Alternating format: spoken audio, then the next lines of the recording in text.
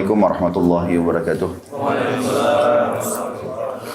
Alhamdulillah, selalu saja kita memuji Sang Pencipta Allah atas segala nikmat yang dilimpahkan kepada kita. Allah lah satu-satunya yang telah menyiapkan makanan, minuman, pakaian, air, udara, api, apa saja yang kita butuhkan untuk roda kehidupan di muka bumi ini. Dan Dia memerintahkan kita untuk menikmati dan berterima kasih kepadanya. Dan siapapun yang berterima kasih dalam bahasa agama kita bersyukur, maka pasti akan ditambah. Allah berjanji dalam Al-Quran, A'udzubillahi minasyaitonirrajim, la in syakartum la azidannakum wa la in kafartum inna adzabi lasyadid. Kalau kalian berterima kasih, maka aku akan tambah. Kalau kalian kufur, maka azabku amat pedih. Juga selanjutnya kita panjatkan salam hormat kita kepada Nabi besar Muhammad sallallahu alaihi wasallam sebagai bentuk kepatuhan kepada Allah Subhanahu wa taala yang telah memerintahkan dalam firman-Nya, A'udzubillahi minasyaitonirrajim, innallaha wa malaikatahu yusholluna 'alan nabi. Ya ayyuhalladzina amanu shallu alaihi wa sallimu taslima. Sesungguhnya Allah dan malaikatnya mengucapkan salam kepada Nabi. Hai orang beriman, ucapkanlah kepadanya salam yang banyak. Dan juga sebagai balas jasa setelah menghabiskan 23 tahun dari masa hidup beliau di fase Mekah 13 tahun dan Madinah 10 tahun. Semua itu ya hal yang sangat besar dalam kehidupan kita karena telah menyampaikan dan menyempurnakan semua amanah agama ini kepada umat yang dibebankan oleh Allah Subhanahu wa taala. Lanjutkan pada buku kita Sahih Hadis Qudsi, dan kita sudah menyelesaikan alhamdulillah bab keutamaan sahabat. Dan juga sudah kita lengkapkan dengan yang terakhir bab keutamaan sahabat yang diikuti perang Badar.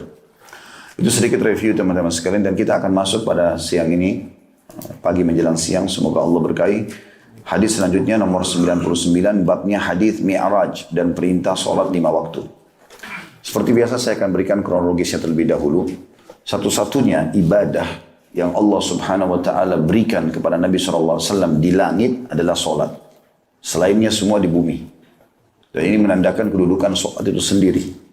Untuk menerimanya, Nabi SAW Isra dulu, perjalanan malam dari Masjid Haram ke Masjid Aqsa, dan Allah kekalkan dalam Al-Quran dan menamakan surah nomor 17 dengan surah Al-Isra untuk menggambarkan tentang pentingnya perjalanan tersebut. Kemudian ada proses yang sangat luar biasa pada saat itu di mana Nabi SAW sholat di Masjid Aqsa dan mengimami seluruh Nabi dan Rasul. Dalam riwayat Sahih dikatakan ada 124 ribu Nabi, diantaranya 313 Rasul. Semuanya diimami oleh Nabi SAW di malam Isra itu. Kemudian disitulah Nabi SAW juga bertemu dengan Jibril, bertemu dengan Mikail. Dan Jibril memperkenalkan kepada Nabi SAW, ini adalah Mikail. Ya, itu adalah wakil daripada Jibril alaihissalam. Kemudian Nabi SAW mengatakan, aku mengikat tali borak ini kekangannya di mana tempat seluruh nabi-nabi mengikat tali kekangan hewan mereka. Bagi yang pernah ke Aqsa tahu masalah itu tentunya. Di sebelah kanan Masjid Qibli itu ada ruangan ke bawah dan ada besi yang diyakini oleh masyarakat setempat kalau itu tempat Nabi SAW mengikat boraknya. Kemudian Nabi SAW pun mi'raj dari langit atau ke langit. Mi'raj ke langit. Mi'raj artinya naik ke langit. Pertanyaan sederhana, kenapa Allah Subhanahu wa taala tidak melakukan atau tidak memerintahkan itu dari Masjid Haram Mekah saja? Langsung naik ke langit. Kenapa harus ke Masjid Aqsa? Berarti juga ada kedudukan khusus untuk Masjid Aqsa di sini. Dan terlalu banyak keutamaan Masjid Aqsa. Bagi yang belum pernah ke sana, saya berharap teman-teman bisa menjadwalkan satu waktu ke sana. Karena emang hadisnya banyak. Dan tidak usah khawatir dengan masalah, oh nanti akan ada peributan dan segala macam. Saya gambarkan Palestina itu kalau diibaratkan seperti meja ini. Saya kurang lebih sudah 4 kali masuk ke sana, masuk 5 kali. Insya Allah akhir bulan ini juga saya akan pergi. Itu kalau kita ibaratkan Palestina meja ini, semua sudah dijajah kecuali satu titik. Namanya Gaza. Gaza itu kurang lebih jaraknya sekitar 183 km dari Masjid Aqsa. Jadi sangat jauh. Dan memang yang sering konflik adalah di wilayah ini. Karena bagi Israel mereka belum menguasainya. Dan di situ ada negara Palestina dan otoriter Palestina gitu kan.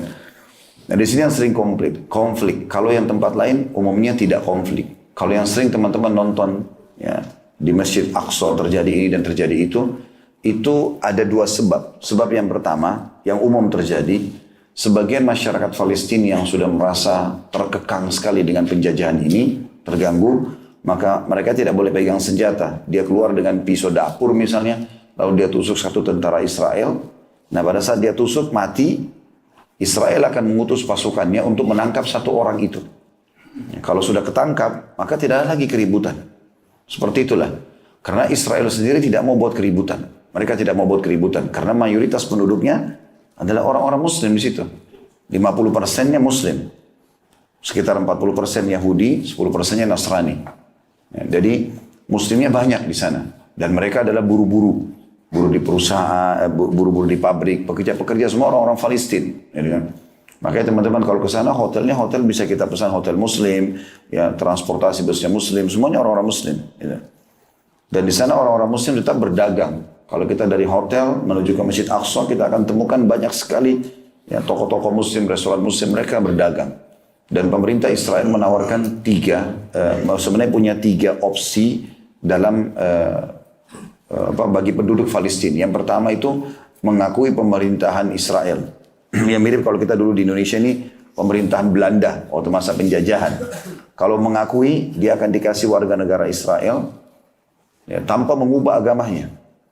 Karena Yahudi agak berbeda, beda dengan Nasrani. Kalau Yahudi itu dia tidak mau kita masuk ke agamanya. Mereka merasa dirinya eksklusif. Allah mengatakan dalam Al-Quran, mereka mengatakan nanu abna'ullahi wa ahibba'u. Kami ini adalah anak-anak Allah dan pilihan-pilihannya. Gitu kan? Kalau yang kedua adalah tidak mengakui, tidak mau ambil warga negara, tapi dia tidak mau buat masalah. Ini biasanya dikasih kartu. Dan itu bisa dikenal dari situ. Kalau warga Palestina ini, ya sudahlah, saya mau bekerja, saya mau cari hidup, selesai.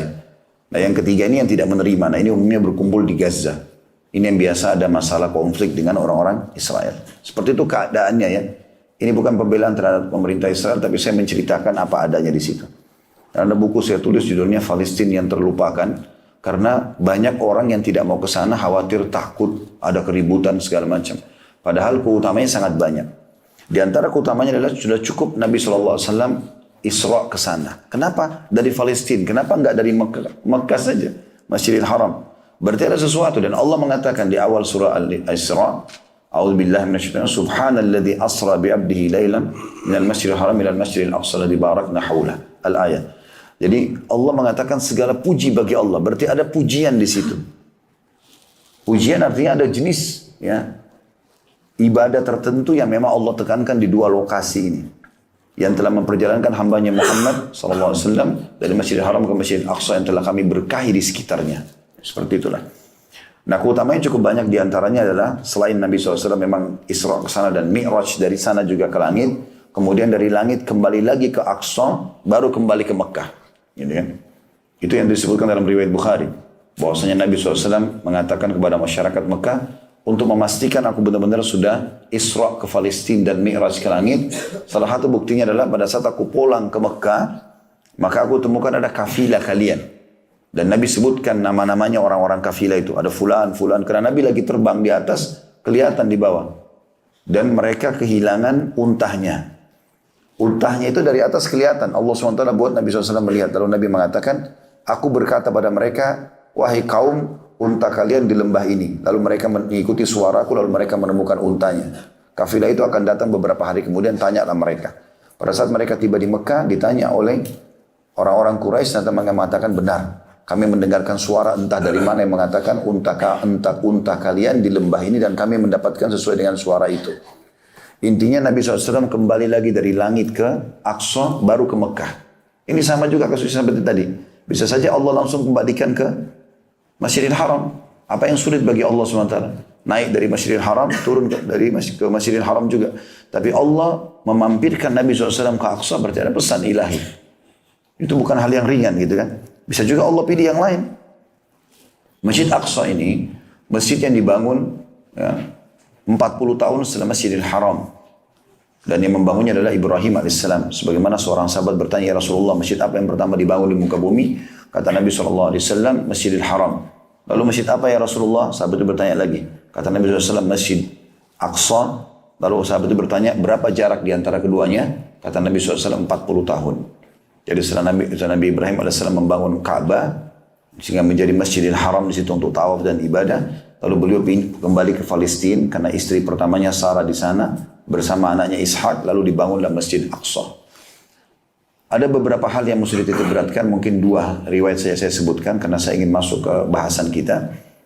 adalah hadis yang mulia dan ini harus jadi target kita sebenarnya. Hadis yang mulia kata Nabi SAW pada saat Sulaiman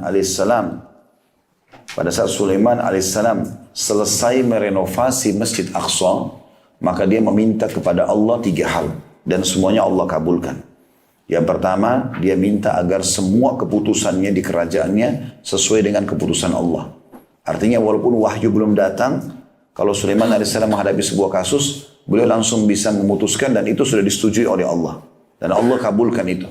Yang kedua, dia minta kerajaan tidak layak untuk orang sebelum dan sesudahnya. Dan Allah kabulkan. Dan ini yang ketiga jadi saksi bahasan kita. Kata Nabi SAW, Sulaiman meminta agar tidak ada seorang pun yang datang ke Masjid Aqsa sholat 2 rakaat. Ini sunnah atau wajib. Kecuali dibersihkan dosanya seperti baru dilahirkan oleh ibunya. Dan Allah kabulkan itu. Subhanallah, keutamaan ini hanya kita dapatkan kalau haji. Kata Nabi SAW, siapa yang haji tidak rafath, mengucapkan kalimat syahwat pada pasangan yang haram tentunya ya. Walaupun juga pasangan halal kalau lagi haram tidak boleh. Tidak fusuk, berbuat kejahatan, maka dia pulang seperti baru dilahirkan oleh ibunya. Nah ini, pahala yang didapatkan dengan keutamaan haji didapatkan bagi orang di Aqsa kalau sholat 2 rakaat. Sunnah ataupun wajib. Termasuk tahiyat masjid. Ini target yang luar biasa gitu. Dan teman-teman tidak usah khawatir dengan masalah kematian. Mati itu akan datang dimanapun kita berada. Kalau mau mati di sini ya mati di sini. Mati di Aqsa ya mati di Aqsa. Nggak ada urusannya sama mati. Kita mati pada saat itu. Dimanapun kita berada. Tidak ada hubungannya sama waktu atau tempat di situ. Karena Allah sudah, maksudnya tidak ada hubungannya sama tempat itu. Tapi hubungan sama waktu yang sudah Allah tentukan. Kalau datang ajal. Kata Nabi SAW, kalau Allah ingin mewafatkan seorang hamba di sebuah tempat, maka Allah buat dia punya hajat ke sana, lalu di sana direnggut nyawanya. Jadi nggak ada hubungannya dengan kita ke Aqsa nanti takut mati. Mati pasti akan datang, di ranjang ataupun di sana gitu. Ini harus ditepis ini. Ya, pemahaman bahwasanya nanti takut ini, takut itu. Ya, apalagi memang kita masuk dengan visa resmi. Ya.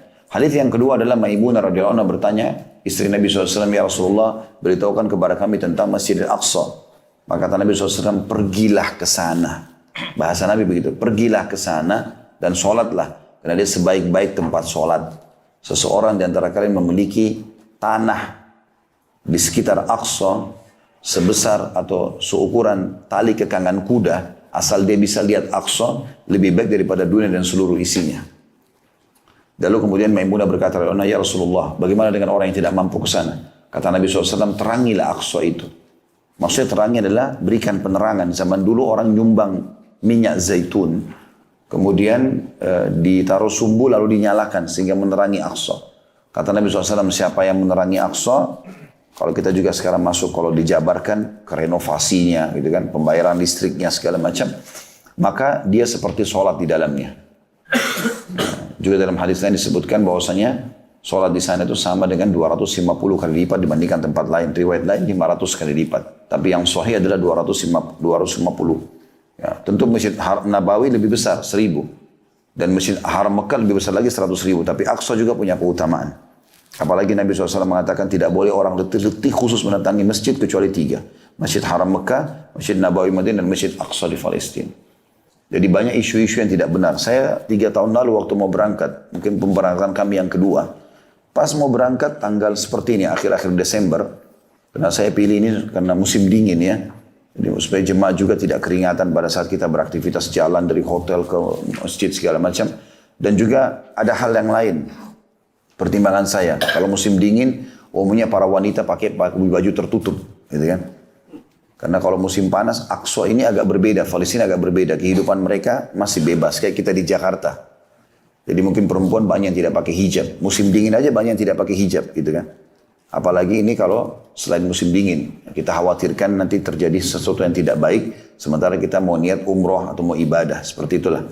Maka pertimbangannya cukup banyak. Dan juga di akhir-akhir Desember seperti ini, itu karena ada Natalan, orang-orang Nasrani pergi hajinya ke sana, maka umumnya dipermudah oleh pemerintah Israel. Seperti itulah kurang lebih. Ya mudah-mudahan satu waktu Bapak Ibu bisa ke sana insya Allah. Dan saya sengaja mengangkat ini supaya menepis persepsi orang-orang kalau sulit untuk ke sana sebenarnya. Memang visa diperketat. Ya, satu-satunya negara yang minta nama kita, nama ayah, nama kakek itu cuma Israel saja. Yang lain itu negara lain mudah semua, mau ke Turki, mau kemana-mana itu. Tapi kalau ini sedikit ada ketatnya. Yang jelas teman-teman, waktu itu saya dapat 3 tahun yang lalu kurang lebih, pas mau berangkat tanggal 25 Desember waktu itu, tanggal 23 ada foto masuk disebarluaskan di Timur Tengah kalau Masjid Aqsa hancur dibombardir oleh pemerintah Israel. Saya hubungi travel agent, ternyata mereka kontak ke Aqsa. Jadi teman-teman di Aqsa yang kami beli paketnya itu, foto dia print kertas tanggal, hari dan tahunnya pada satu tanggal 23 Desember ya kan 2016 atau 2017 waktu itu dia print lalu dia foto di belakangnya Aqsa. Ini Aqsa nggak apa-apa. Ya kan? Jadi ternyata memang ada juga upaya mungkin dari pemerintah sana yang tidak mau orang-orang Islam datang, karena kalau kita datang ke sana tuh masyarakat Palestina senang sekali. Bahkan sering waktu saya kenalkan diri saya dari Indonesia, saya dipeluk dengan mereka, tentu sama laki-laki ya. Perlu dibahasakan. Kemudian dia mengatakan, kamu datang ke sini sudah cukup buat kami. Tidak usah bawa sumbangan apa-apa. Terlebih lagi memang kita bisa bawa sumbangan tentunya ya. Pribadi saya selalu motivasi jemaah untuk itu. Kemudian nanti di Aqsa ada kotak amal, langsung masukkan ya, di situ. Ada beberapa kegiatan seperti juga membantu orang-orang yang susah di sana. Kemudian apalah ya, memasukkan Quran di Masjid Aqsa, kursi bagi orang tidak mampu. Ada beberapa program yang dilakukan pada saat itu. Cuma saya sarankan kalau teman-teman lagi berangkat dan ikut dengan travel tertentu, pastikan karena banyak travel kita juga yang masuk di sana, mereka melakukan tur city-nya itu banyak mendatangi makam-makam.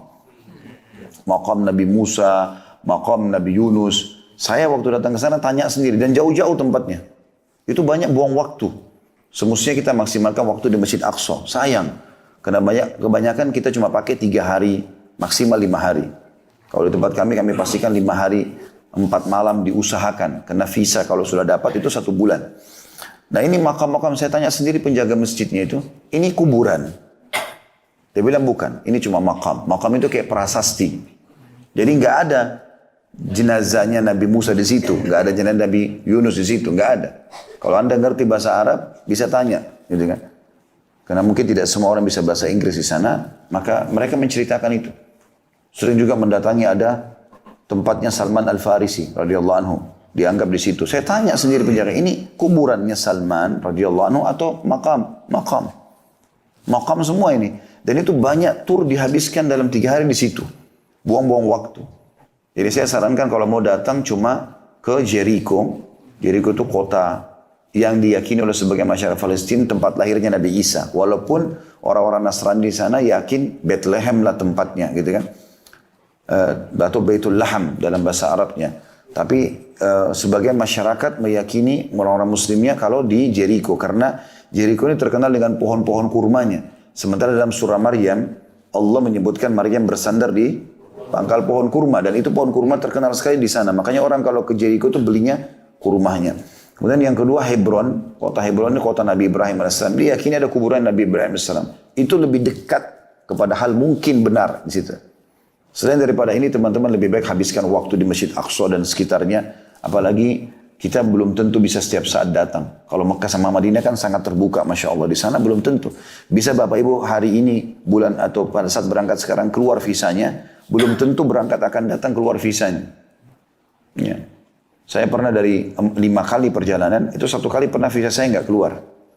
Dan itu mereka pengajuan visanya harus 1 bulan. Jadi kayak sekarang Desember ini kita ajukan di November. Nanti keluar kepastiannya itu 1 minggu sebelum berangkat. Jadi bisa berangkat, bisa enggak. Maksudnya masuk ke Aqsa-nya ya. Tapi biasanya jemaah ikut sampai ke Jordan. Kalau nggak bisa masuk ke Aqsa, mereka kita buatin tur sendiri di Jordan. Karena di Jordan juga ada Gua Ashabul Kahfi, ada kota Petra gitu kan. 7 keajaiban dunia itu, dan juga ada ada Wadi Rum, padang pasir yang dijadikan sebagai tempat rekreasi oleh pemerintah Jordan. Baik, intinya teman-teman, Aqsa ini punya kedudukan, dan itu terjadi pada saat Nabi SAW akan menerima sholat. Ya. Saya akan bacakan hadisnya. Hadis Mi'raj. Mi'raj artinya naik tadi ke langit dan perintah sholat 5 waktu. Hadis nomor 99 dan sanadnya sahih dari Anas bin Malik radhiyallahu anhu bahwa Rasulullah SAW bersabda, Utitu bil buraqi wa huwa dabbatun abyadu tawilun fawqa al-himari wa duna al-baghal yada'u hafirahu 'inda muntaha tarfihi. Qala farakibtuhu hatta ataitu bait al-maqdis. Qala farabattuhu bil halqati allati yarbutu bihi al-anbiya. Qala thumma dakhaltul masjid fasallaitu fihi rak'atain thumma kharajtu faja'ani Jibril alaihissalam bi'ina'in min khamrin wa ina'in min laban fakhtartul laban faqala Jibril ikhtartal fitrah thumma urija bina ila sama titik-titik terus ditulis fadzakara al-hadits. Maksudnya hadits ini sebenarnya panjang, cuma di sini diringkas. Fadzakara al-hadits maksudnya lalu disebutkanlah hadits lanjutannya. Wa fihi, dan di antara dalam hadis itu adalah falam azal arji' baina rabbi tabaraka wa ta'ala baina Musa alaihissalam hatta qala ya Muhammad innahunna khamsu salawatin kulla yawmin wa laylah likulli salatin 10 fadhalika khamsuna salah wa man hamma bihasanatin falam ya'malha kutibat lahu hasanah fa in 'amilaha kutibat lahu 10 wa man hamma bisayyi'atin falam ya'malha lam tuktab syai'an fa in 'amilaha kutibat sayyi'atan wahidah qala fa nazaltu hatta intahaitu ila Musa alaihissalam fa akhbartuhu fa qala irji' ila rabbik fas'alhu at-takhfif fa qala Rasulullah SAW fa qultu qad raja'tu ila rabbi hatta istahyaitu fihi atau minhu hatta istahyaitu minhu. Hadis ini sahih riwayat Bukhari Muslim. Terjemahannya, kata baginda Nabi SAW, didatangkan kepadaku seekor burak. Apa itu burak? Disebutkan, yaitu tunggangan yang berwarna putih lagi panjang dan lebih besar daripada keledai dan lebih kecil daripada bighal, peranakan kuda dan keledai. Ia atau burak itu meletakkan telapaknya sejauh pandangan mata. Beliau melanjutkan, kemudian aku menungganginya hingga sampai di Baitul Maqdis. Beliau bersabda, lalu aku menambatkan pada lingkaran yang biasa dipakai para nabi untuk menambatkan tunggangannya. Beliau SAW bersabda lagi, kemudian aku masuk masjid untuk sholat 2 rakaat di dalamnya. Kemudian aku keluar, lalu Jibril AS datang kepadaku dengan membawa bejana berisi khamar dan bejana berisi susu. Lalu aku memilih susu. Jibril pun AS mengatakan, kau telah memilih fitrah. Kemudian kami dibawa naik ke langit. Titik-titik di sini, kemudian perawi melanjutkan hadis tersebut dan di dalamnya disebutkan. Jadi tadi saya bilang dalam bahasa Arabnya tadi fadzakar al-hadis, maksudnya di sini diringkas hadis ini karena panjang sekali, kemudian diringkas sampai di sini. Saksi bahasan yang ingin diteruskan adalah lalu kata Nabi SAW, aku terus berbolak-balik kepada Robku dan kepada Musa AS hingga dia berfirman, wahai Muhammad, sesungguhnya itu 5 kali sholat dalam sehari semalam. Masing-masing sholat bernilai 10. Jadi semuanya bernilai 50 sholat. Barang siapa yang berniat mengerjakan kebaikan dan belum melakukannya, maka dicatat untuknya 1 kebaikan. Jika dia melakukannya, maka dicatat untuknya 10 kebaikan. Barang siapa yang berniat melakukan keburukan dan belum melakukannya, maka tidak dicatat sedikit pun. Jika telah melakukannya, dicatat 1 keburukan. Beliau SAW bersabda, kemudian aku turun hingga sampai kepada Musa AS. Lalu aku memberitahukan kepadanya. Dia mengatakan, kembalilah kepada Rabbmu dan mintalah keringanan kepadanya. Rasulullah SAW bersabda, aku katakan, aku telah bolak-balik mendatangi Rabbku sampai aku malu kepadanya. Dalam hadits Abu Dzar radhiyallahu anhu, lanjutannya dulu, saya akan syarahkan sekalian nanti insyaAllah. Dari Nabi SAW bahwasanya Allah Azza wa Jal, Allah Maha Mulia dan Maha Suci, berfirman, Iya khamsun wa khamsun, la yubaddalul qawlu ladayya. Itulah 5 dalam amalan dan 50 dalam pahala. Keputusanku tidak dapat diubah lagi. Diriwayatkan oleh Bukhari Muslim. Hari ini teman-teman seperti biasa kita akan bedah manfaat-manfaat yang bisa kita ambil. Yang pertama adalah potongan utitu bil buraki wa huwa dabbatun abyadun tawilun fawqal himari wa dunal bagal.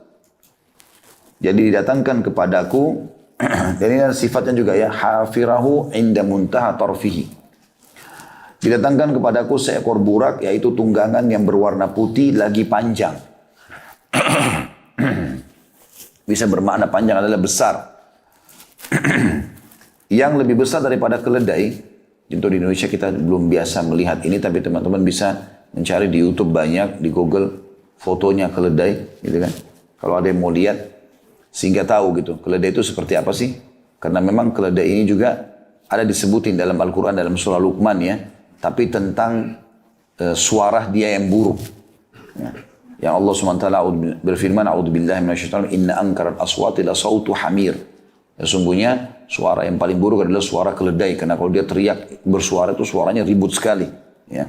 Tapi bukan itu yang kita ingin titik beratkan. Perlunya mengetahui masalah keledai hanya untuk supaya punya ilmu pengetahuan tentang keledai itu apa. Nah, keledai ini seringkali dikawinkan sama kuda. Ya. Nanti akan keluar satu jenis hewan mirip di antara keduanya, itu namanya bigal. Nah, bigal ini atau bagal itu biasa dipakai oleh raja-raja.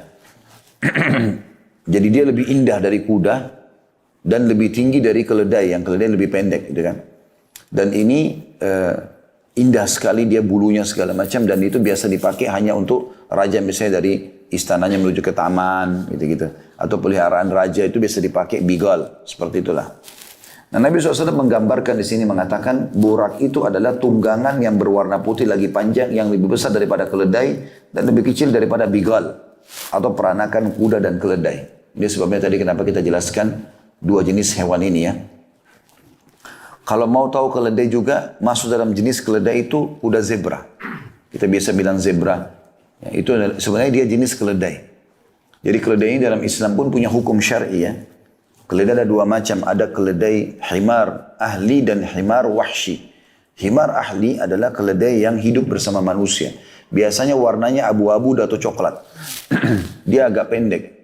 Ya, kalau teman-teman yang pernah ke negara-negara Arab kayak ini, kalau mau ke Aqsa, biasanya lewat Jordan. Di Jordan itu kalau di kota Petra, mereka ada sewain keledai. Dilihat di situ sewain untuk naik-naik gunung, lihat sekitar gunung itu biasanya ada. Nah, keledai yang ahli ini, yang hidup sama manusia, yang warna abu-abu atau coklat, hukumnya haram dimakan. Nggak boleh dimakan. Nabi SAW mengharamkan hukum memakan keledai ahli atau keledai yang hidup sama manusia ini, yang berwarna abu-abu atau coklat, di perang Khaybar. Pada situ sahabat lagi kelaparan sekali, mereka nggak punya makanan, habis. Ya, karena 43 hari mengepung benteng Khaybar, benteng pertama, di sana ada 9 benteng. Itu besi belum bisa menembusnya dengan izin Allah SWT tentunya. Lalu Nabi SAW keluar dari kemahnya melihat kendi-kendi, bukan kendi, panci, periuk-periuk ya, untuk masak itu penuh. Dan lagi dimasak semuanya untuk pasukan. Kata Nabi SAW, apa ini? Mereka mengatakan keledai liar ya Rasulullah. Maksudnya tadi ini.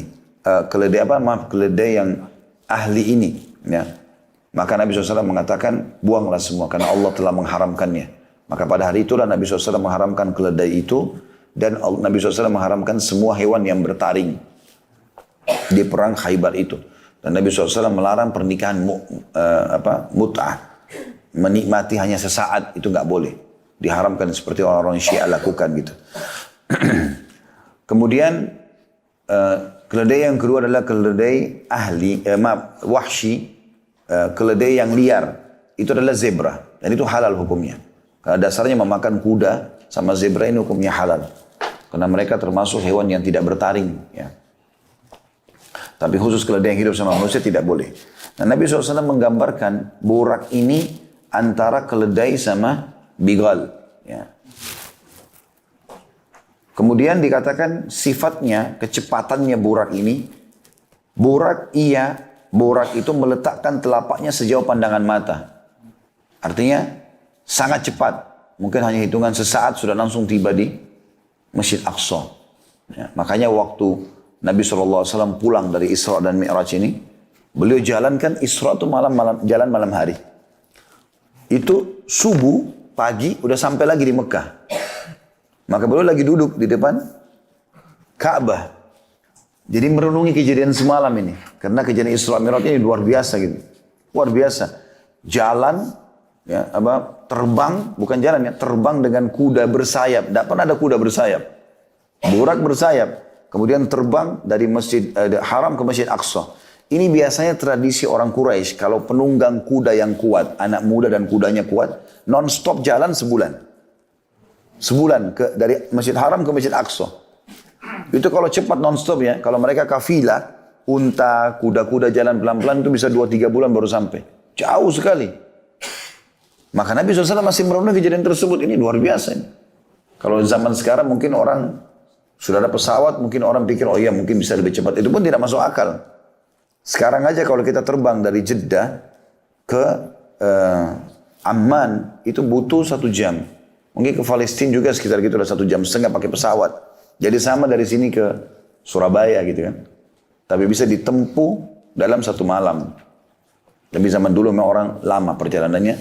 Intinya teman-teman sekalian, waktu Nabi SAW pulang balik nih dalam semalam.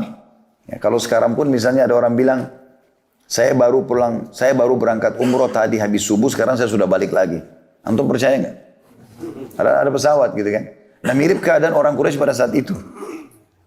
Maka Nabi SAW duduk, sudah terbit matahari, duduk depan Ka'bah, merenungi kejadian semalam ini luar biasa gitu. Selain Isra ke Masjid Aqsa, naik burak, naik lagi ke langit. Itu di langit itu langit 1, langit 2, langit 3 sampai langit 7 ketemu sama nabi-nabi. Ketemu dengan Nabi Yusuf, ketemu dengan Nabi Isa dan sepupunya Nabi Yahya, ketemu dengan Nabi Harun, ketemu dengan Nabi Musa, ketemu dengan Nabi Ibrahim alaihissalam, ketemu dengan Nabi Idris. Jadi ketemu dengan Nabi Yusuf ya. Di 7 lapis langit ini ketemu. Di setiap langit itu ada nabi-nabi tertentu. Jadi ini kejadian juga yang luar biasa. Nabi SAW belum pernah naik ke langit kecuali pertama kali pada saat itu. Juga bertemu langsung dengan para nabi-nabi. Ya secara langsung lalu ngobrol sama mereka. Kemudian juga sampai ke Sidratul Muntaha lalu menerima perintah sholat. Kemudian kembali lagi ke Aqsa, kembali lagi ke Mekah. Maka Nabi duduk merenungi kejadian pada saat itu. Dan juga ada riwayat-riwayat yang menyebutkan pada saat perjalanan Isra itu Nabi SAW diperlihatkan segala jenis siksa kubur. Ya, siksa kubur. Maka dilihatkanlah pada saat itu. Intinya kisah yang sangat panjang Isra dan Mi'raj itu. Nah Nabi SAW duduk di depan Ka'bah merenungi kejadian semalam. Lewatlah Fir'aunnya umat ini. Ya, Abu Jahal. Lewat. Lalu dia mengatakan, hai Muhammad, kenapa kau kayak orang begitu? Kayak kalau kita mungkin melongo-longo, orang yang bingung. Kenapa? Menurut dia seperti itu. Tapi Nabi SAW bukan bingung. Nabi malah terkagum-kagum dengan kejadian itu.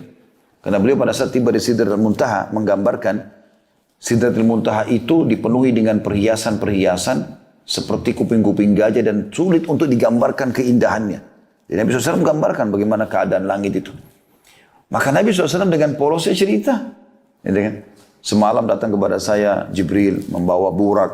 Burak itu kuda bersayap. Kemudian terbang ke Palestina. Gitu kan?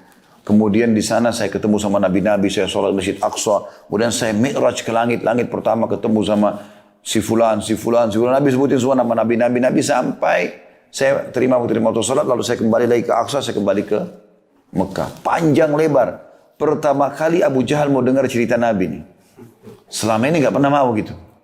Tapi subhanallah dasarnya orang jahat gitu kan. Jadi dia dengar bukan untuk dapat hidayah. Lalu dia mengatakan, apa benar ini semua yang kau lakukan hai Muhammad? Perjalanan yang kami jalan 1 bulan dengan kecepatan kuda terbaik kami dan anak muda terkuat kami. Pergi, pulang berarti 2 bulan dalam 1 malam kau lakukan? Kata Nabi SAW, iya. Apa kata Abu Jahal? Pertama kali juga dia lakukan ini. Kalau saya kumpulkan masyarakat Mekah, kau mau ceramah nggak? Sampaikan nih. Kata Nabi SAW, tentu saja. Tapi tujuannya bukan supaya masyarakat Mekah percaya. Ini kesempatan nih bagi dia. Kesempatan ini berita bohong, masa nggak masuk akal bagi dia gitu kan. Maka Abu Jahal bersama Nabi SAW mengajak Nabi ke Bukit Abi Kubais. Bukit Abi Kubais ini bukit tempat iklan di Mekah. Zaman dulu nggak ada medsos, nggak ada pengeras suara. Jadi di dekat Sofa, antara Sofa dengan Ka'bah itu dulu ada bukit di situ. Namanya Bukit Abi Kubais, sekarang sudah tidak ada tentunya. Itu kalau ada informasi penting, ada yang naik ke atas, terus dia teriak-teriak, wahai penduduk Mekah, ada informasi begini. Dan itu tidak boleh sembarangan orang naik ke atas.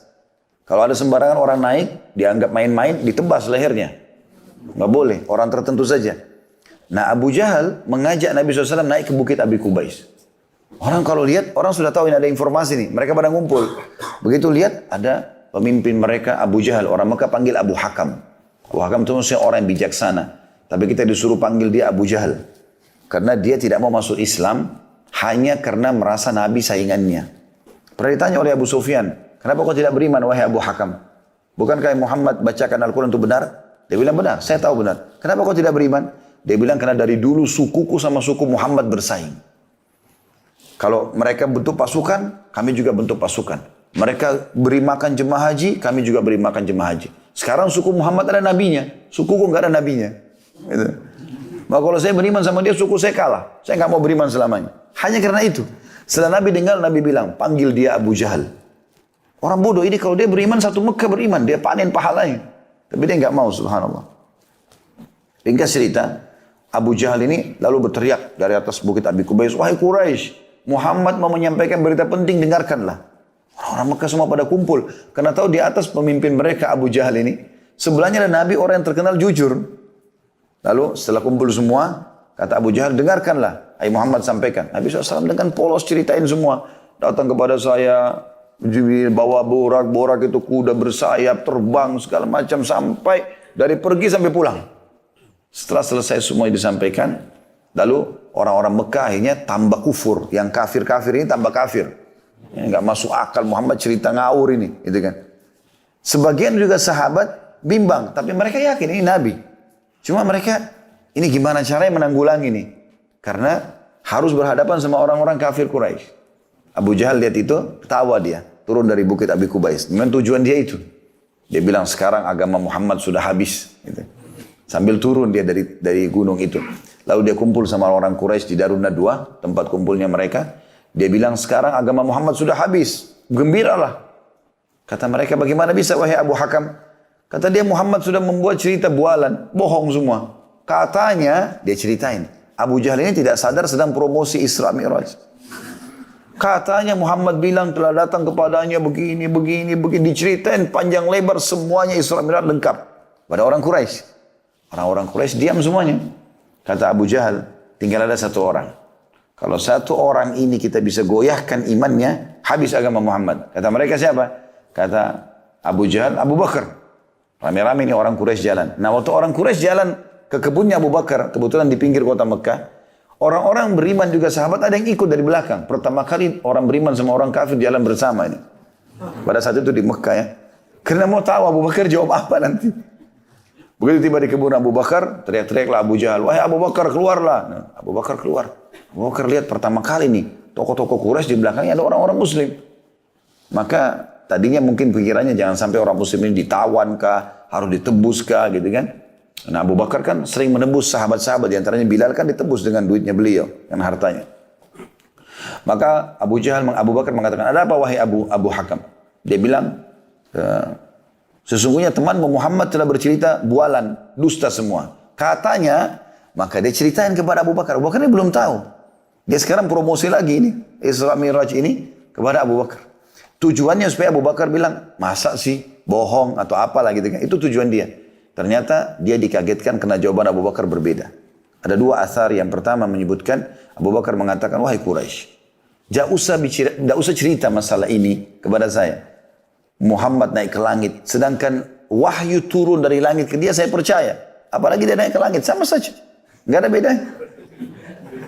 Jadi dia naik ke langit atau dia terima di bumi sama, saya beriman. Riwayat lain ini yang unik. Dia mengatakan, wahai Quraisy, ketahuilah kalau depan mata saya ada tembok warna putih, kemudian Muhammad bilang hitam, saya bohongkan mata saya. Lalu saya bilang, iya hitam. Bayangin ya, kalau ini tembok nih, Pak Widi bilang, ini tembok warnanya coklat Ustaz. Ah masa sih? Kan kita bisa begitu. Misal contoh kalau warnanya hitam, contoh misalnya. Tapi ini enggak. Abu Bakar bilang, kalau misal Muhammad mengatakan tembok itu hitam dan warnanya putih, saya akan bohongkan mata saya. Oh ya, mata saya yang salah. Muhammad yang benar, hitam berarti. Walaupun putih. Saking kuatnya imannya. Maka akhirnya Abu Jahal terpatahkan hujahnya dan akhirnya dia meninggalkan Abu Bakar. Abu Bakar tahu ini ada masalah nih. Abu Bakar ikut sama orang-orang Muslim. Yang lain sahabat. Mana Rasulullah? Ada di bukit Abi Kubais. Abu Bakar datang. Sambil jalannya, sebenarnya Nabi SAW lagi ada yang nanya-nanya sama beliau, memastikan segala macam. Abu Bakar sambil jalan sambil mengatakan, ya Rasulullah, ngangkat suara. Orang-orang pada balik semua kepada Abu Bakar. Sengaja Abu Bakar lakukan ini. Ada tujuan dia. Ya Rasulullah, terus jalan sampai dekat Abi Kubais. Orang jadi lihat, oh yang datang Abu Bakar nih. Lalu naik ke sebelah Nabi SAW, lalu dia mengatakan, ya Rasulullah, Abu Hakam atau Abu Jahal disebutkan. Abu Jahal telah menceritakan kepadaku bahwasanya Anda berkata, lalu Abu Bakar ulangi semua ini cerita Isra Mi'raj. Tujuannya supaya orang makin dengar. Lalu setelah selesai, kata Abu Bakar satu kalimat, ya Rasulullah, apakah itu benar? Nabi SAW jawab, iya wahai Abu Bakar. Maka kata Abu Bakar, Anda pasti benar. Langsung kalimat itu. Ternyata kalimat Anda pasti benar ini, itu membuat sahabat-sahabat yang tadinya butuh hujah ini, oh iya benar nih, gitu kan. Sudah selesai, ditutup tuh. Tidak ada lagi syubhat kepada orang beriman, gitu kan. Lalu Abu Bakar setelah itu menyampaikan tugasnya sudah selesai. Nabi SAW lalu berkata, wahai Quraisy, kalau kalian masih belum percaya, maka ketahuilah pada saat saya pulang dari Palestina ke sini, saya lihat kafilah kalian. Dan mereka kehilangan unta. Lalu saya mengatakan kepada mereka dari atas, unta kalian ada di lembah fulan, ambillah. Maka mereka pun mengikuti suara saya dan kafilah itu akan datang beberapa hari lagi. Tanya mereka tentang kebenaran ini. Maka orang-orang Quraisy nunggu beberapa hari kemudian datang kafilah tersebut. Baru depan pintu, namanya pintu, waktu itu pintu gerbang Mekah namanya pintu Bani Syaibah. Suku Syaibah dekat situ tinggalnya. Lalu orang Quraisy begitu melihat kafilah tersebut lewat. Dan Nabi SAW sempat sebutin ya, nama-nama mereka, jenis warna-warna untanya. Bahkan kalau nggak salah unta bagian depan ada kain di lehernya Nabi sebutin. Gitu kan. Yang jelas, waktu datang kafilah seperti yang Nabi gambarkan. Lalu orang-orang Quraisy bertanya, hai Quraisy, ditanya. Quraisy Mekah tanya kepada Quraisy di sana. Hai Quraisy, kalian dari mana? Kami dari Palestina. Ini belum masuk ke Mekah, jadi belum ada yang bertanya sama sekali. Nggak mungkin direkayasa gitu kan. Apakah kalian kehilangan sesuatu di jalan waktu sementara dari Palestina ke sini? Mereka bilang, iya. Kami kehilangan unta. Lalu apa yang terjadi? Kami mencari. Sementara kami nggak temukan, lalu kami dengar ada suara mengatakan, hai Quraisy, unta kalian di lembah fulan. Kami ikuti dan kami temukan.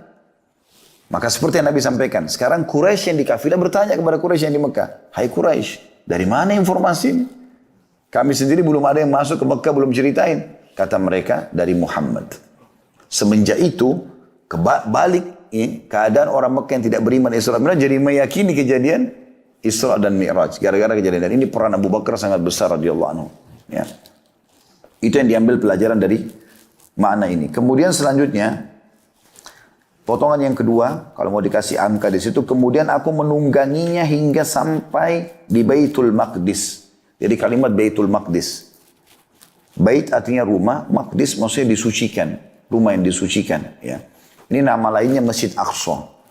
Kalau Masjid Aqsa, Aqsa artinya jauh. Allah SWT menggunakan kalimat ini di awal surah Isra untuk menggambarkan jauhnya jarak itu. Subhanalladzi asra bi'abdihi minal masjidil harami ilal masjidil aqsa. Ya. Maha suci Allah yang telah memperjalankan hambanya di malam hari dari Masjidil Haram ke masjid yang jauh, Masjid Aqsa. Tapi beberapa hadis menyebutkan nama khusus masjidnya Baitul Maqdis. Ya, Baitul Maqdis. Kemudian selanjutnya itu pelajaran tentunya tentang masalah Baitul Maqdis. Potongan yang ketiga, lalu aku menambatkan pada lingkaran yang biasa dipakai para nabi untuk menambatkan tunggangannya. Ini potongan ketiga.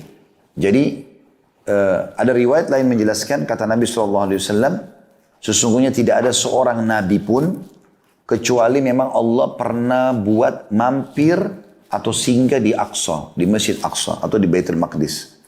Ini menandakan memang luar biasa masjid ini. Karena semua nabi-nabi, 124 ribu nabi di antaranya 313 rasul, semuanya sudah pernah mampir di situ. Dan umumnya semua menunggangi tunggangan yang diikat di tempat yang sama. Makanya saya bilang kalau teman-teman satu waktu insya Allah Allah mudahkan ke sana.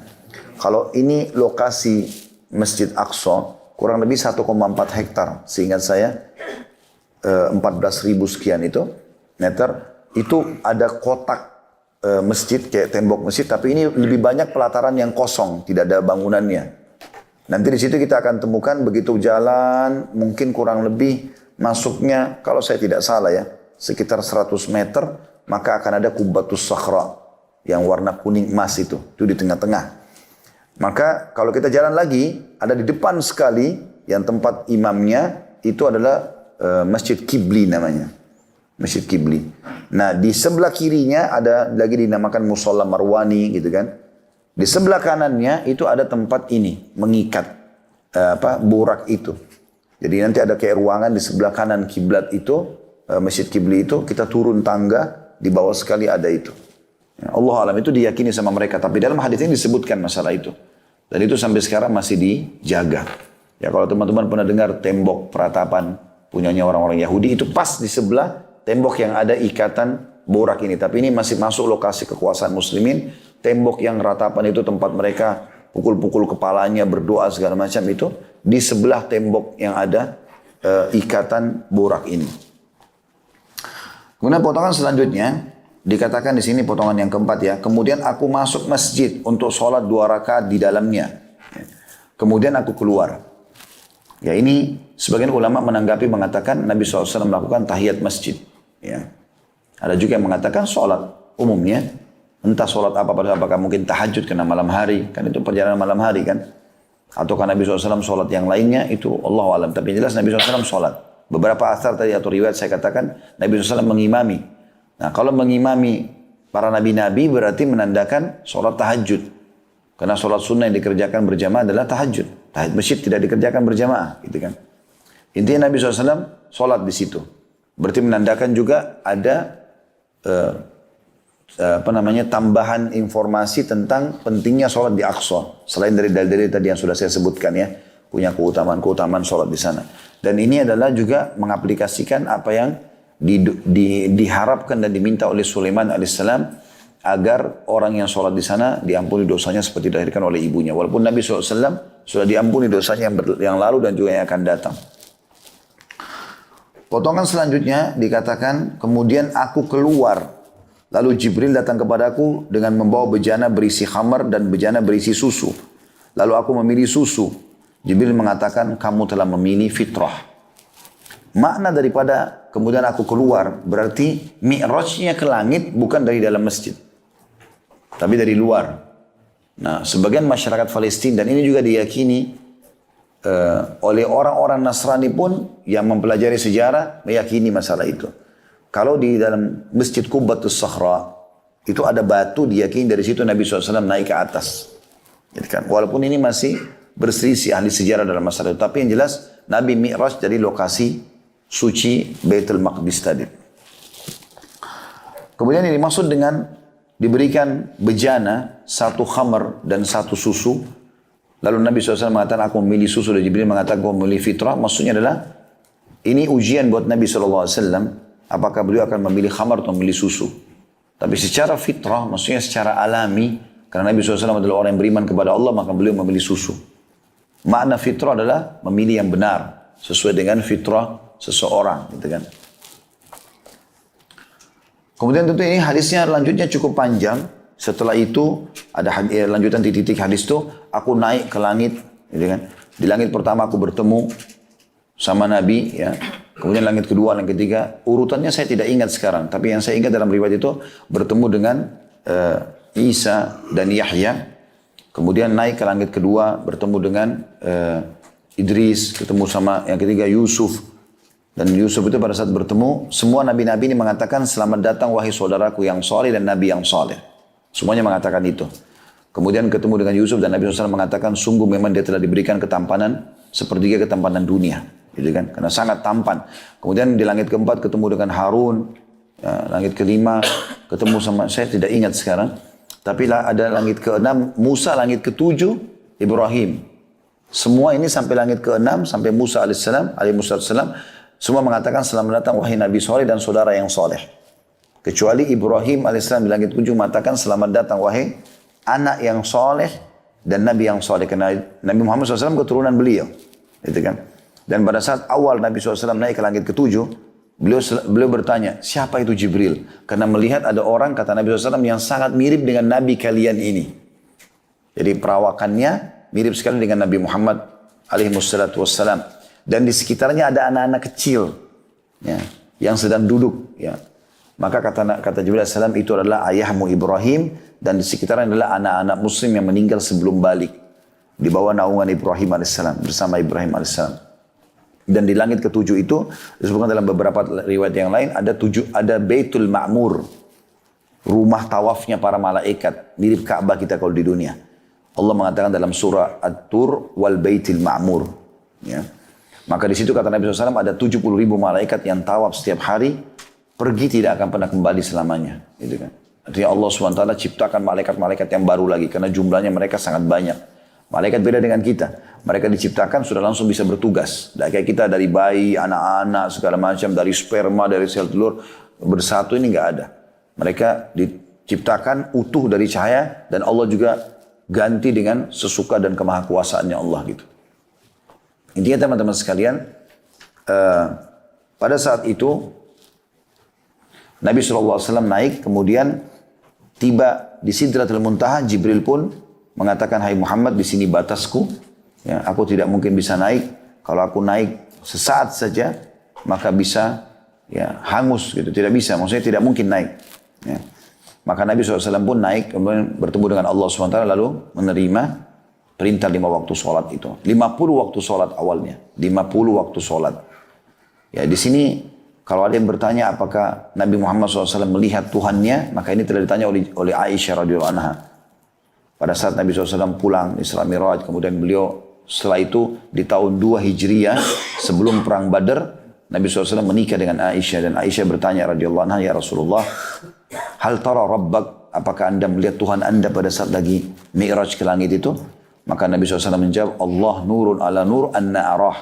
Allah itu cahaya di atas cahaya, bagaimana aku bisa melihatnya? Berarti Nabi SAW bertemu dengan Allah, iya, tapi belum melihatnya. Seperti itulah.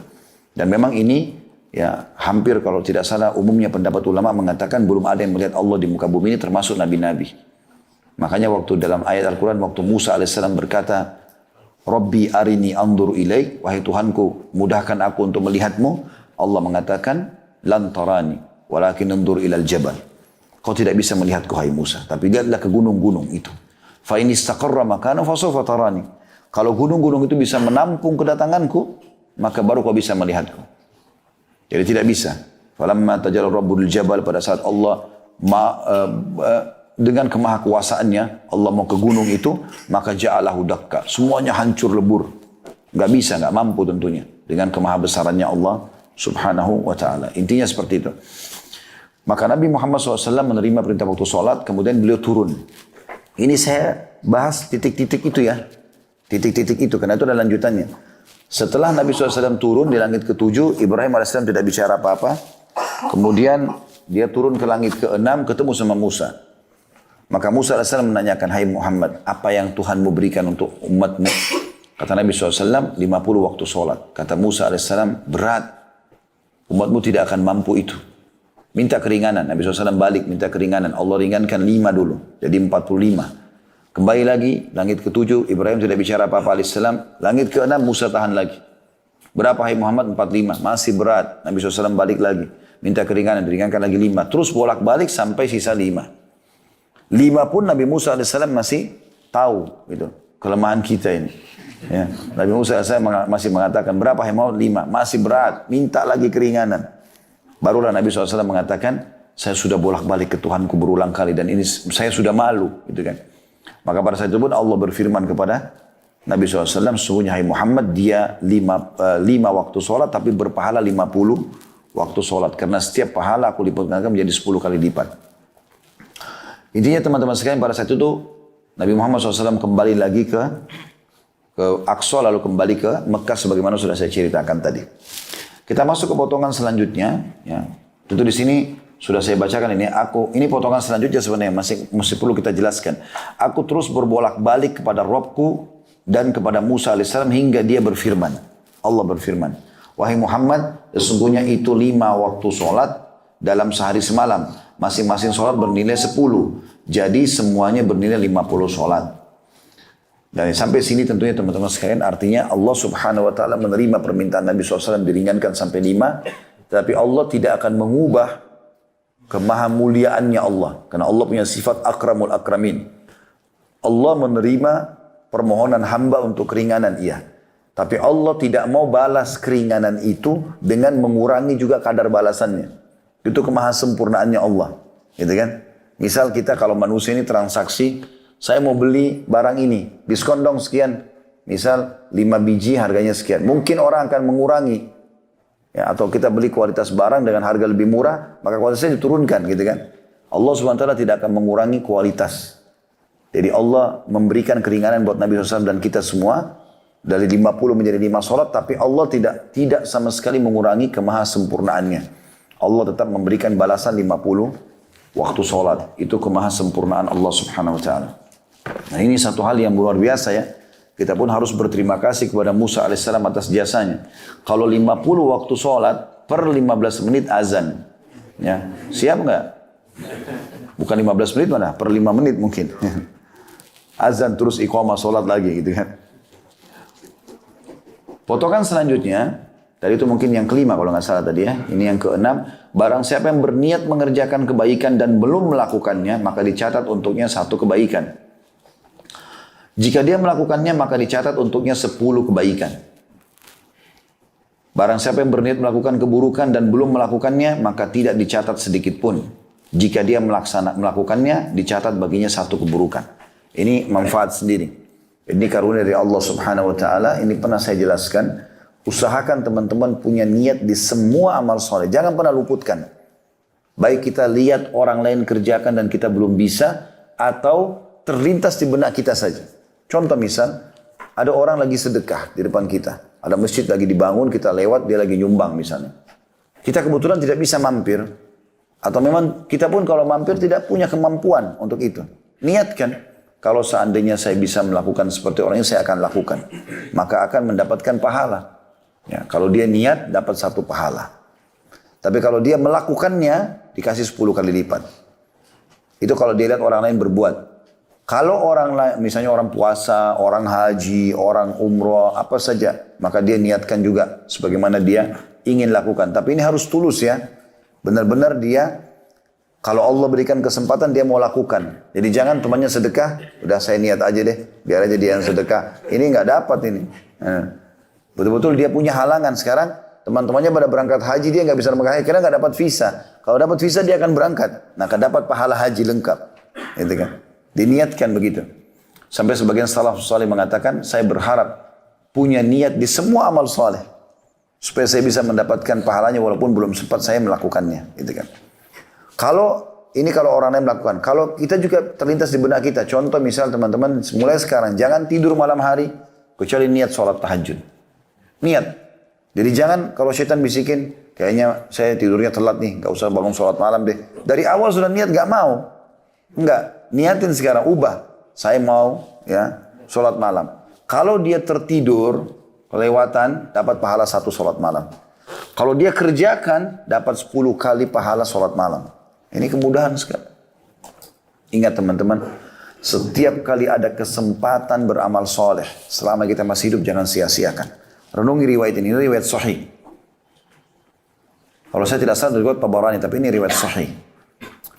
Hadits ini berbunyi, ada 3 orang di zaman Nabi SAW, sahabat Nabi ini. 3-tiganya kurang lebih hampir sebaya umurnya. Yang satu, waktu Nabi SAW utus pasukan, dia ikut berperang lalu mati syahid. Setelah itu, Nabi utus pasukan yang kedua, orang yang kedua dari 3 orang ini juga ikut berperang mati syahid. Beberapa hari setelah itu, orang yang ketiga gak sempat ikut perang tapi mati di ranjangnya.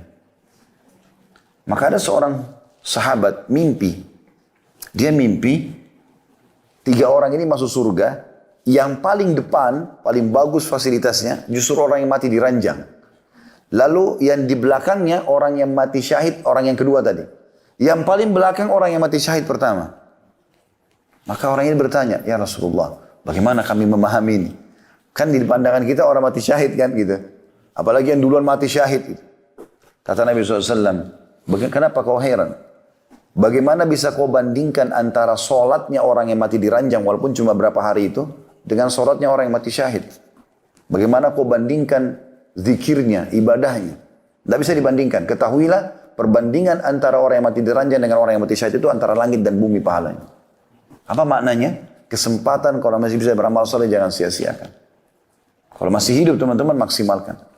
Karena 1 hari saja zikir pagi petangnya, sholat berjamaahnya, mungkin uduknya, mungkin senyum dengan muslim itu sudah lebih besar daripada orang yang lebih meninggal daripada kita. Dari sisi pahala. Memang sudah begitu. Itu ada 2 riwayat begitu mirip ya. Itu juga ada sahabat Nabi begitu. Maka Nabi SAW mengingatkan, kalau yang mati lebih dulu, itu Nabi mengatakan, tidak ada seorang muslim pun ya, yang Allah berikan umur dalam keadaan Islam, kecuali dia akan lebih banyak mendapatkan berkah dalam kehidupannya. Maka itu kesempatan. Mumpung kita masih bisa beribadah. Ya. Selanjutnya juga dikatakan, dan siapa yang niat melakukan keburukan, dia niat, mau zina, mau bohong, mau nipu, lalu dia batalkan, ini karena Allah tentunya, bukan karena ban mobilnya pecah, bukan karena hujan lebat, memang karena Allah larang nggak usah deh, jiwa saya kayaknya terganggu nih, merasa terkekang, ya udah berhentiin karena Allah dapat pahala, satu pahala. Kalau dia kerjakan, dicatat baginya satu dosa saja. Dan ini rahmat Allah yang sangat luas. Kemudian di sini ada, ini sebenarnya selanjutnya adalah lanjutan potongan yang sebelumnya. Kemudian aku turun hingga sampai kepada Musa AS, lalu aku memberitahukan kepadanya dan dia mengatakan, kembalilah kepada Rabbmu dan mintalah keringanan kepadanya. Rasulullah SAW bersabda, aku katakan aku telah bolak-balik mendatangi Rabbku sampai aku malu kepadanya. Makna bolak-balik tadi yang saya bilang dikatakan dalam riwayat lain, memang setiap Musa menahannya, dia minta lagi, ya Allah ringankan, ya Allah ringankan. Terus diringankan 5 sampai sisa 5 saja. Ya artinya berapa kali tuh Nabi SAW bolak-balik dari 50, 9 kali kurang lebih ya. Nabi SAW bolak-balik sisa 5. Lalu di sini di hadis Abi Dzar setelahnya, sama hadis Bukhari Muslim, yang Nabi dan Allah SWT berfirman, hiya khamsun wa khamsun, la yubaddalul qawlu ladayya. Itulah 5 dalam amalan muslimah salat dan pahalanya 50. Keputusanku tidak dapat diubah lagi. Nah berbicara masalah sholat ini teman-teman sudah sering kita sampaikan tentunya. Tapi maksimalkan. Teman-teman mau perbaiki semua keadaan hidupnya. Mau bahagia, mau sembuh penyakitnya, mau dipenuhi hajatnya. Mau merasa lebih dekat sama Allah, mulai dari sholat perbaiki. Sholat perbaiki. Azan ke masjid, sholat. Ibu-ibu di rumah azan langsung sholat. Perbaiki dari situ dulu. Semuanya jadi baik nanti. Subhanallah, orang yang memulai dengan sholatnya, maka semua ibadah yang lain jadi mudah dia mengerjakan. Puasanya, zikirnya, jalan sendiri nanti. Sholat dulu. Coba perbaiki, komitmen. Apalagi kalau anda bisa terapkan bagi laki-laki di sini 40 hari, 5 waktu sholat di masjid. 1,5 bulan kurang, 1 bulan 10 hari. Azan ke masjid. Kata Nabi SAW, siapa yang tidak ketinggalan takbiratul ihram pertama imam. Subuh, duhur, asar, maghrib, isya. Imam Allah Akbar, dia Allah Akbar di belakangnya. 40 hari dijamin selamat dari sifat kemunafikan. Nggak akan pernah bohong selamanya. Nggak akan pernah ingkar janji, nggak akan pernah juga mengkhianati amanah. Ada seorang syekh di Saudi, dia sangat alim Masya Allah, dan dia punya anak perempuan terkenal sangat baik, solehah. Ternyata ada satu laki-laki melamar, orang ini kurang. Dari sisi kelihatan penampilan agamanya kayaknya kurang nih. Tapi syekh nggak mau nolak lamarannya. Syekhnya mengatakan, saya terima lamaranmu tapi dengan satu syarat saja. Saya mau kau hadir di sini 5 waktu sholat di masjid saya. Saya jadi imam kau di belakang saya. 40 hari. Syekhnya mau terapin hadis ini kepada dia. Kata anak muda tersebut, sepekan pertama saya datang karena ngejar janji saya sama syekh, bukan karena Allah. Saya datang sholat ya, tapi karena mau diterima lamaran. Begitu masuk hari ke-10, mulai berubah. Terasa kayak ada, memang sholat ini kayak nyaman gitu ya. Hari ke-20, hari ke-30, sampai hari ke-40 dia bilang, begitu saya penuhi semua itu, maka semenjak itu saya rasanya tidak ingin lagi meninggalkan sholat di masjid dan tidak mau ketinggalan sholat, walaupun saya tidak nikah sama anak syekh itu. Memang ini subhanallah, kalau sekali lagi, kalau mau perbaiki apapun, mulai perbaiki dari sholat. Sholat saja. Itu ibadah yang paling besar pahalanya dan paling Allah cintai. Sampai ditanya kepada Nabi SAW, ya Rasulullah, amal apa yang paling Allah cintai? Kata Nabi SAW, as-salatu ala waktiha. Sholat on time, pada waktunya. Azan, lupain semua negosiasi. Nggak ada, mau berapa miliar pun lupain. Mungkin teman-teman itu amal terakhir antum. Siapa yang tahu? Gitu kan. Makanya Nabi SAW kalau takbir itu berkata, Sallu salatan muwadda'ah. Salatlah seakan-akan ini salat perpisahan kalian. Anggap habis salam kita sudah meninggal. Maka jangan sia-siakan. Setiap ada kesempatan amal soleh, perbaiki. Maksimalkan. Gitu kan. Nikmati ibadah itu insya Allah akan maksimal. Intinya, mulailah perbaiki dari salat. Allahu a'lam. Mohon maaf, sudah menjelang duhur. Mungkin saya harus tutup di sini. Afwan ya. Subhanakallahumma bihamdika asyhadu an la ilaha illa anta astaghfiruka wa atubu ilaik. Wassalamualaikum warahmatullahi wabarakatuh.